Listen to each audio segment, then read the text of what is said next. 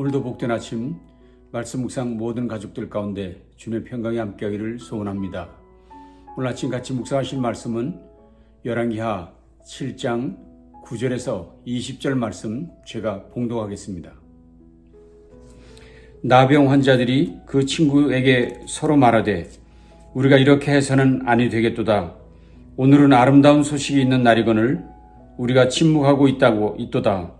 만일 밝은 아침까지 기다리면 벌이 우리에게 미칠지니 이제 떠나 왕궁에 가서 알리자 하고 가서 성읍 문지기를 불러 그들에게 말하여 이르되 우리가 아람진에 이르러 보니 거기에 한 사람도 없고 사람의 소리도 없고 오직 말과 나귀만 메어 있고 장막들이 그대로 있더이다 하는지라.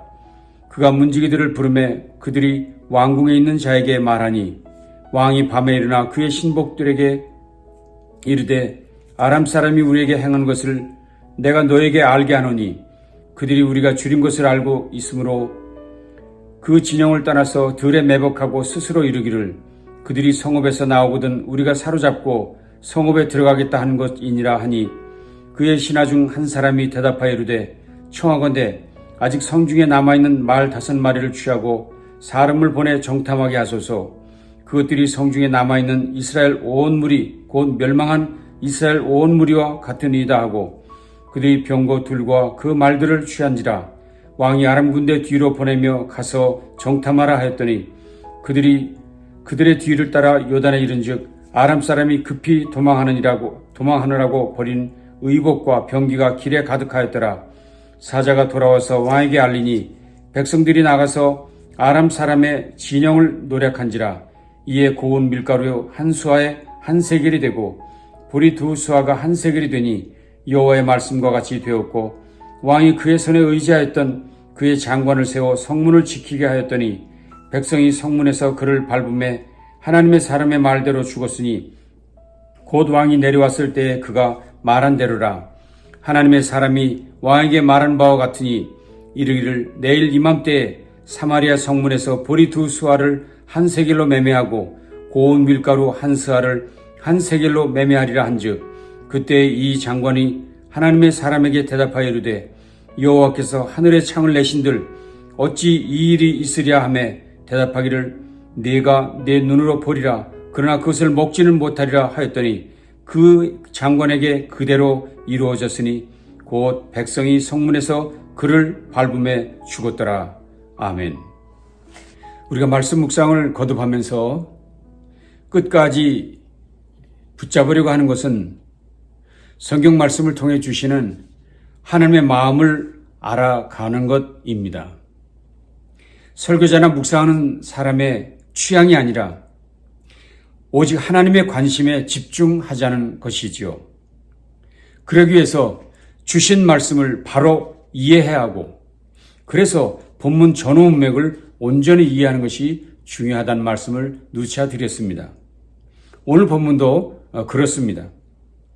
앞에 이야기, 앞부분에 대한 이해가 없으면 오늘 본문을 이해하는데 어려움이 많습니다. 아니, 하나님의 생각과 전혀 다른 묵상을 할 가능성이 많습니다. 오늘 본문으로 흔히 범하는 오류는 본문에 등장하는 4명의 나병 환자들에게 집중하려는 것, 그러면서 그들의 인간적 모습에 감동하고 그것을 교훈으로 삼으려고 하는 것일 것입니다. 물론 그것도 의미 있기는 하겠지만 그것들은 부차적인 것들이지요. 결코 하나님이 말씀하시고자 하는 강조점은 아니라 할 것입니다. 앞의 내용, 즉 6장에 있었던 일을 먼저 파악해야 다음 본문인 오늘의 말씀을 온전히 이해할 수 있겠습니다. 자, 그렇다면 그때 어떤 일이 있었습니까? 아람 왕 베나닷이 그의 군대를 이끌고 북이스라엘의 수도인 사마리아를 포위했습니다. 이 일로 인해서 이스라엘은 아주 큰 어려움에 빠지게 됩니다. 그중 가장 극심한 일은 기근의 문제입니다. 가장 심각한 것은 극심한 기근의 문제였습니다. 그 기근이 어느 정도로 심했는지 극적으로 설명하는 것이 나귀머리 그리고 비둘기똥의 가격을 비교한 것입니다. 나귀머리와 비둘기똥의 가격을 비교한 것입니다. 그들은 나귀머리 하나에 은 80세겔이라 비둘기 똥 4분의 1 갑에 은 5세겔이라고 말했습니다. 자, 그런데 사실 레위기에 있는 음식 규례에 따르면 나귀는 식용 금지 품목이었습니다. 먹으면 안 되는 것이었죠. 그런데 그것조차 귀에서 은 80세겔이나 주어야 살 수 있었다는 것입니다. 비둘기 똥은 어떻습니까? 그건 사료로 쓰일 뿐 식용은 될 수 없는 것인데 그것도 4분의 1 갑의 가격이 은 5세겔이었다는 것입니다. 그러니 사마리아 성의 식량 사정이 얼마나 극심했는지 알 수 있습니다. 심지어 그들은 먹을 것이 없어서 자기 자녀를 잡아먹는 끔찍한 일도 서슴없이 행했다고 성경은 기록하고 있습니다. 자, 그런 시국인데 왕은 이런 사마리아의 위기가 전적으로 엘리사에게 있다고 하면서 그 책임을 엘리사에게 전가합니다. 그러면서 엘리사를 당장 잡아 죽이라고 명령합니다. 왕은 굶주린 백성에 대한 긍휼의 마음이 전혀 없습니다. 당면한 문제에 대한 성찰도 없습니다. 그저 모든 책임을 선지자에게 돌리려고 하는 그것뿐이 없었습니다. 그런 위기에도 왕은 하나님께 간구할 생각이 전혀 없는 불신앙의 모습으로 일관하고 있는 것을 우리는 발견할 수 있습니다. 이것이 북이스라엘 수도 사마리아의 상황이고 그런 나라 통치자인 임금의 태도이기도 합니다. 그래서 7장 1절에서 엘리사가 이렇게 말합니다. 엘리사가 이르되 여호와의 말씀을 들을지어다. 여호와께서 이르시되 내일 이맘때에 사마리아 성문에서 고운 가루 한 스아를 한 세겔로 매매하고 보리 두 수아를 한 세겔로 매매하리라 하셨느니라. 무슨 말씀인가요? 지금은 굶주리고 있지만 내일 이맘때가 되면 사마리아 성문에서 엄청난 식량이 저렴한 가격에 팔려지게 될 것이야 라는 이야기였습니다. 하나님께서는 이스라엘을 위한 특별 계획을 갖고 계셨다는 것이지요. 그런데 이런 선지자의 말을 들은 왕의 보좌관 장관이 비웃으며 이렇게 말합니다. 2절이었습니다. 그때 왕이 그의 손에 의지하는 자 곧 한 장관이 하나님의 사람에게 대답하여 이르되 여호와께서 하늘에 창을 내신들 어찌 이런 일이 있으리요? 그 사람이 하는 말이 그런 일은 하나님께서 하늘에 창을 연다 하셔도 불가능합니다. 그런 일이 벌어질 수 없어. 절대로 그런 일은 있을 수 없다며 하나님의 말씀을 조롱한 것이었습니다. 그래서 다시 엘리사가 답합니다. 엘리사가 이르되 내가 내 눈으로 보리라. 그러나 그것을 먹지는 못하리라. 내가 결국엔 두 눈으로 그것을 확인하게 될 것인데 안타깝게도 너는 그것을 먹어보지도 못할 것이다. 그 일을 눈앞에 두고 먹어보지도 못하고 죽는다는 이야기를 했습니다. 이것이 오늘 본문의 전반부의 내용입니다. 자, 이제 오늘 본문에서 엘리사가 이야기했던 그 하나님의 말씀이 과연 어떻게 성취되는가? 분명히 하나님께서는 내일 이맘때 일이 벌어진다고 말하는데 어떻게 그 일이 벌어지는가? 그 얘기가 오늘 본문 속에서 자세하게 설명된다는 것입니다. 자, 어떤 일이 벌어졌는지 함께 보시죠. 3절입니다. 성문 어귀에 나병 환자 4사람이 있더니 성문 어귀에 있던 나병 환자 4사람 그들은 저주의 병에 걸렸기에 사마리아 성에 들어올 수 없었던 쫓겨난 자들, 버림받은 자들입니다. 그런데 그들을 통해서 그 4사람의 나병 환자들을 통해서 하나님의 말씀이 이루어지게 된다는 것을 이야기하는 것이지요. 자, 그 자세한 내용은 여러분 너무나도 잘 알고 계신 것입니다. 그래도 제가 잠깐 말씀을 드리겠습니다. 성문 어귀에 있던 나병 환자들 4이 대화를 나눴습니다. 뭐라고요? 이렇게 굶주리고 지내다가 여기서 죽으나 저기 아람 군대가 있는 곳에 가서 죽으나 죽기는 마찬가지 아니니 차라리 저 아람 군대에게 항복하자. 그들이 살려주면 다행이고 죽이면 죽을 수밖에 없지. 하면서 이 4명의 나병 환자들은 아람 군대의 진영으로 들어갑니다. 자, 그런데 거기서 놀라운 일이 목격됩니다. 그게 뭡니까? 그들이 본 것은 텅 빈 진영이었습니다. 그것은 아무도 없었습니다. 남아있는 것이라곤 군대가 버리고 간 장막, 말, 나귀, 그리고 그들이 먹던 엄청난 식량들이었습니다. 그들은 너무나 혹이져 있었기에 그곳에서 닥치는 대로 먹고 마셨습니다. 주변에 있던 은금, 의복도 취했습니다. 그렇게 한참 동안이나 정신없이 먹고 마시다가 한 친구가 말하지요. 우리가 이렇게 하는 것이 옳지 않아. 이 아름다운 소식을 빨리 성에 알리자. 이렇게 우리끼리만 좋은 것을 나누고 다른 사람에게 침묵한다면 벌을 받을 거야. 그러니 빨리 왕궁에 이 아름다운 소식을 알리자. 과연 정신이 바로 든 사람들, 바른 말을 하는 것이죠. 그래서 그들은 성으로 달려갔습니다. 그런 성문지기에게 이 사실을 알렸습니다. 문지기는 이 사실을 왕궁에도 전하게 됩니다. 드디어 왕이 이 소식을 알게 되었습니다. 이때 왕의 반응이 어땠습니까? 즐기며 환영했습니까? 기뻐했습니까? 아닙니다. 왕은 이 사실을 믿지 않았습니다. 오히려 이런 일은 아람 군대의 작전이다. 그러니 함부로 행동해서는 안 된다며 듣기를 거절합니다. 사실 왕에겐 어떤 기대도 없었죠. 관심도 없었죠. 이때 한 신하가 왕에게 말합니다. 임금님, 그래도 한번 정탐이라도 해보시지요. 마지못해서 왕은 동의하고 정탐꾼들이 나섰습니다. 그리고 그들이 그곳에 이르니 정말 그 나병 환자들의 말대로 아람 군대는 온데간데 없고 그들이 버리고 간 의복과 병기만 가득한 것을 발견합니다. 이 소식이 왕에게 즉시 전달됐습니다. 그런데 그 사이에 이 소문을 먼저 알아차린 백성들이 떼를 지어 아람 진영으로 몰려갔습니다. 그때 성문을 가로막고 있었던 장관이 있었습니다. 백성들이 나아가지 못하도록 가로막았었죠. 그런데 결국 그 장관은 그 백성들의 발에 밟혀 죽고 맙니다. 자, 그런데 여러분, 여기서 기억나는 일이 있지 않습니까? 성을 지키고 있던 사람, 그 장관입니다. 백성들의 발에 밟혀 죽은 그 사람은 바로 누구입니까? 바로 얼마 전 엘리사에게 말했던 그 사람. 그래서 결국 엘리사가 말한 대로 그 놀라운 일을 눈으로는 보지만 먹어보지도 못하고 죽으리란 예언을 들었던 바로 그 사람이지요. 그도 결국 하나님께서 말씀하신 대로 죽임을 당합니다. 그리고 드디어 사마리아 성에는 식량이 차고 넘치게 되었다는 이야기가 오늘 본문의 결론입니다. 자, 그런데 여기서 저와 여러분이 주목해야 할 이야기는 뭘까요? 나병 환자의 이야기입니까? 아니면 왕에 대한 이야기입니까? 우리가 진정으로 가져야 될 관심은 모든 일은 하나님께서 말씀하신 대로 이루어졌다는 이 사실이어야 합니다. 보십시오.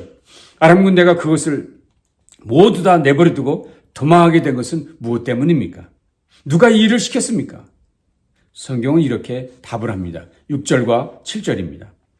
이는 주께서 아람 군대로 병거 소리와 말 소리와 큰 군대의 소리를 듣게 하셨으므로 아람 사람이 서로 말하기를 이스라엘 왕이 우리를 치료하여 햇사람의 왕들과 애굽 왕들에게 값을 주고 그들을 우리에게 오게 하였다 하고 해질 무렵에 일어나서 도망하되 그 장막과 말과 나귀를 버리고 진영을 그대로 두고 목숨을 위하여 도망하였습니다. 여기 아람 군대가 겁에 질려 황급히 주행량 쳤다고 했는데 그들은 군대 소리, 말 소리, 큰 군대 소리를 듣고 그렇게 했다는 것입니다. 전투에서 패망해서 달아난 것이 아닙니다. 그들이 이스라엘 군대를 만난 일도 없고 본 일도 없습니다. 오직 어디선가 들려왔던 소리, 그 소리에 겁에 질려 모든 것을 팽개치고 도망갔다는 것이지요. 자, 그렇다면 그 일을 누가 했다고 했습니까? 오늘 본문은 주께서라고 말씀했습니다. 그렇습니다. 하나님이 하셨습니다. 하나님께서 말씀하신 대로 이 일을 이루신 것입니다. 16절, 17절을 보십시오. 백성들이 나가서 아람 사람의 진영을 노략한지라 이에 고운 가루 한 스아에 한 세겔이 되고 보리 두 스아가 한 세겔이 되니 여호와의 말씀과 같이 되었고 여호와의 말씀과 같이 되었고 왕이 그의 손에 의지하였던 그의 장관을 세워 성문을 지키게 하였더니 백성이 성문에서 그를 밟음에 하나님의 사람의 말대로 죽었으니 하나님의 사람의 말대로 죽었으니 곧 왕이 내려왔을 때에 그가 말한 대로라. 보십시오. 뭐라고 말했습니까? 모든 일은 하나님의 말씀하심대로 되었다. 그 장관의 죽음도 하나님의 사람의 말대로 되었다. 결국 모든 일은 하나님께서 말씀하신 대로 그대로 되었다는 것입니다. 이 말씀의 권위, 이 말씀의 능력을 이미 알고 있었던 엘리사가 이미 7장 첫 절에서 1절에서 이렇게 말했습니다. 엘리사가 이르되 여호와의 말씀을 들을지어다. 여호와의 말씀을 들을지어다. 여호와의 말씀을 경청하라. 잘 들으라. 여호와의 말씀이 권위가 있어 성취하기 때문이라는 것이죠. 그런데도 왕은 여호와의 말씀을 듣지 않았습니다. 장관은 하나님을 조롱했습니다. 그러니 심판을 받는 것은 당연하지요. 왕이 나중에라도 나병 환자들을 통해 아름다운 소식을 들었다면 그가 가장 먼저 해야 할 것은 무엇입니까? 아, 정말 엘리사 선지를 통해서 하신 말씀이 이루어졌구나. 아멘, 할렐루야. 주님을 높입니다. 이렇게 말했어야 하지 않았을까요? 근데 왕은 전혀 그렇게 행동하지 않았습니다.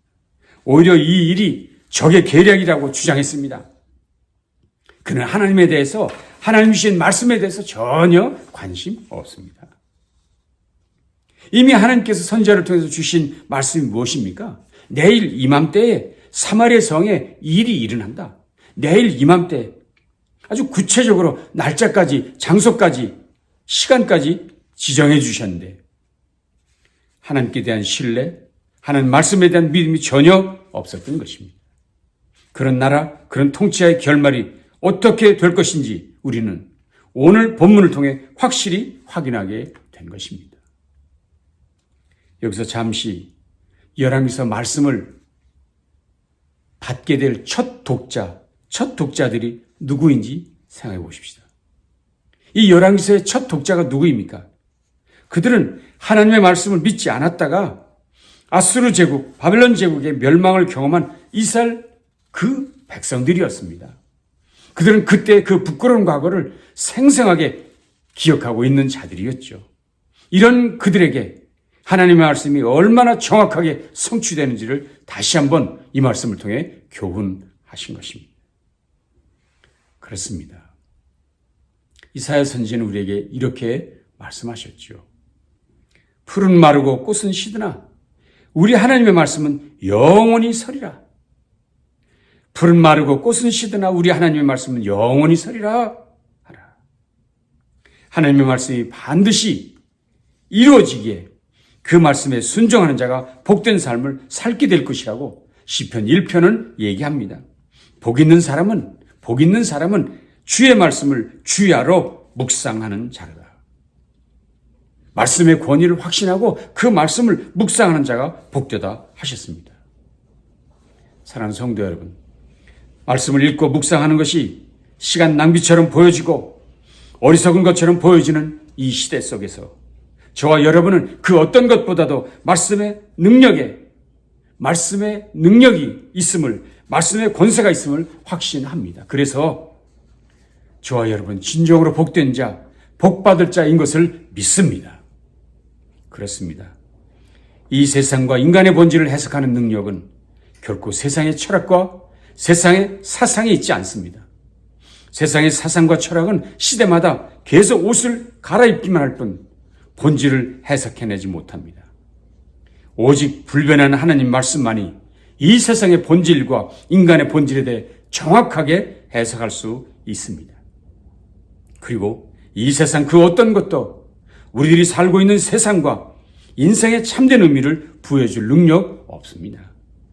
오직 하나님의 말씀만이 세상에 의미를 주고 우리 인생이 무엇인지 답을 주는 줄로 믿습니다. 자, 이렇게 말씀 묵상에 기쁨으로 참여하는 모든 성도들이 다시 한번 하나님 말씀의 능력, 반드시 성취되고야 만다는 하나님의 말씀의 능력에 대해 더 깊이 감동하고 순종하기로 결심하는 복된 시간 되시기를 주님의 이름으로 축원합니다. 기도하겠습니다. 주님 감사합니다. 오늘도 귀한 말씀으로 우리를 새롭게 하시고 권세 있게 하시니 감사합니다. 하나님의 말씀이 복이 있는 것을 믿습니다. 하나님 말씀이 능력 있는 것을 믿습니다. 이 말씀을 붙들고 주님 앞에 능력 있는 삶으로 주님을 기쁘게 하는 삶을 살아갈 수 있도록 함께해 주시옵소서. 예수님 귀하신 이름으로 간절히 축복하며 기도합니다. 아멘. 남날도 승리하시기 바랍니다.